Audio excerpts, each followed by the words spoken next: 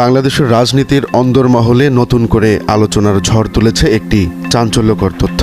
জানা গেছে, বিশিষ্ট ইসলামী চিন্তাবিদ ও বাংলাদেশ জামাত ইসলামীর নায়েবে আমির মাওলানা দেলাওয়ার হোসেন সাঈদীকে দুনিয়া থেকে সরিয়ে দেওয়ার জন্য শেখ হাসিনাকে সরাসরি নির্দেশনা দিয়েছিল ভারতের গোয়েন্দা সংস্থা র। দীর্ঘদিন পর এই তথ্য প্রকাশ্যে আসায় নতুন করে প্রশ্ন উঠেছে, সাঈদীকে নিয়ে ভারতের কেন এত আগ্রহ ছিল, কার মাধ্যমে বাস্তবায়নের চেষ্টা করা হয়েছিল এই পরিকল্পনা, আর এর পেছনে বাংলাদেশের কোন অভ্যন্তরীণ শক্তি সংশ্লিষ্ট ছিল কিনা জানবো সবকিছুর আদ্যোপান্ত।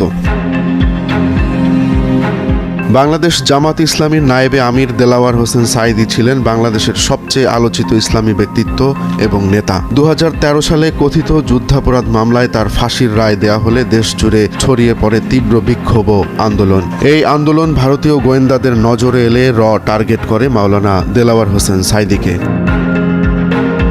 সম্প্রতি প্রকাশিত একটি প্রতিবেদনে দাবি করা হয়, ভারতের র ওই সময় সরাসরি বাংলাদেশ সরকারের সঙ্গে যোগাযোগ করে সাঈদীকে দুনিয়া থেকে সরিয়ে দেওয়ার প্রস্তাব দেয়। এমনকি ভারতের স্বার্থ রক্ষার জন্য এই পরিকল্পনা বাস্তবায়ন করতে তৎকালীন সরকার প্রধান শেখ হাসিনার উপর চাপ সৃষ্টি করেছিল তারা। কিন্তু প্রশ্ন হচ্ছে, র কেন মাওলানা দেলাওয়ার হোসেন সাঈদীকে টার্গেট করল? ভারতের জন্য কেন এত গুরুত্বপূর্ণ ছিলেন এ জনপ্রিয় ইসলামী চিন্তাবিদ? মাওলানা দেলাওয়ার হোসেন সাঈদী শুধু একজন ধর্মীয় নেতাই ছিলেন না, বরং উপমহাদেশের ইসলামী নেতৃত্বের মধ্যে সম্মুখ সারির একজন ছিলেন। তার বক্তব্য ভারতে মুসলিম জনসাধারণের উপর ব্যাপকভাবে প্রভাব ফেলতে পারে বলে মনে করত ভারতীয় কর্তৃপক্ষ। বিশেষ করে 2013 সালের শাহবাগ আন্দোলনের সময় মাওলানা দেলাওয়ার হোসেন সাঈদীর সমর্থনে বাংলাদেশে ব্যাপক বিক্ষোভ হয়, যেটি ভারতের গোয়েন্দা সংস্থার দৃষ্টিতে বিপজ্জনক বলে মনে হয়েছিল। একটি সূত্র বলছে, রয়ের পরিকল্পনা ছিল দেশে বাংলাদেশ জামাত ইসলামীর প্রভাব কমিয়ে দেয়া এবং ইসলামপন্থী যে কোনো রাজনৈতিক দলের উত্থান রুখে দেয়া।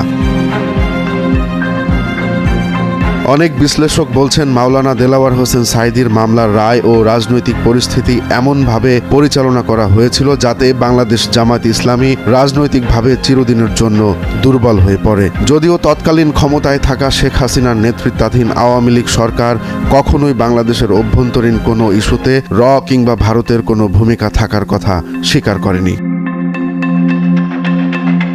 বাংলাদেশ জামাত ইসলামীর জনপ্রিয় এই নেতাকে নিয়ে ভারতীয় গোয়েন্দা সংস্থা রয়ের পরিচালিত এসব তথ্য প্রকাশের পর দেশে নতুন করে বিতর্ক শুরু হয়েছে। বাংলাদেশে পরিচালিত রয়ের বিতর্কিত এসব ভূমিকা নিয়ে প্রশ্ন তুলেছেন অনেকেই। অভিযোগ আছে, বাংলাদেশে ইসলামী রাজনৈতিক দলের নেতাদের টার্গেট করে রয়ের পরিচালিত এ প্রক্সি যুদ্ধের বলি হয়েছেন মাওলানা দেলাওয়ার হোসেন সাঈদী। 2023 সালের 14 আগস্ট বঙ্গবন্ধু শেখ মুজিব মেডিকেল বিশ্ববিদ্যালয়ে হৃদরোগে আক্রান্ত হয়ে মারা যান মাওলানা দেলাওয়ার হোসেন সাঈদী। এটি আসলেই হৃদরোগে আক্রান্ত হয়ে মৃত্যু, নাকি এর পেছনে ছিল অন্য কোনো কারণ? অভিযোগ আছে, মাওলানা দেলাওয়ার হোসেন সাঈদীর চিকিৎসক SM মোস্তফা জামান ছিলেন গণজাগরণ মঞ্চের নেতা ডাক্তার ইমরান এইচ সরকারের অনুসারী। অন্যদিকে 15 আগস্ট তারিখে মৃত্যুর ঘটনাও সন্দেহ করছেন অনেকে।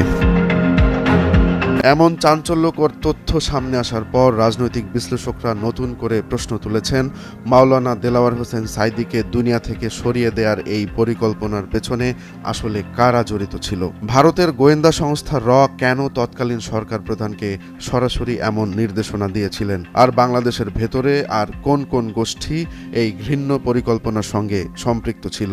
এসব প্রশ্নের উত্তর সময়ের সঙ্গে নিশ্চয়ই সামনে আসবে। তবে বাংলাদেশের সবচেয়ে জনপ্রিয় এই ইসলামিক ব্যক্তিত্বের অস্বাভাবিক মৃত্যুকে ঘিরে ওঠা তৎকালীন সরকারের সন্দেহমূলক আচরণের ফলে সৃষ্ট বিতর্ক যেন থামছেই না।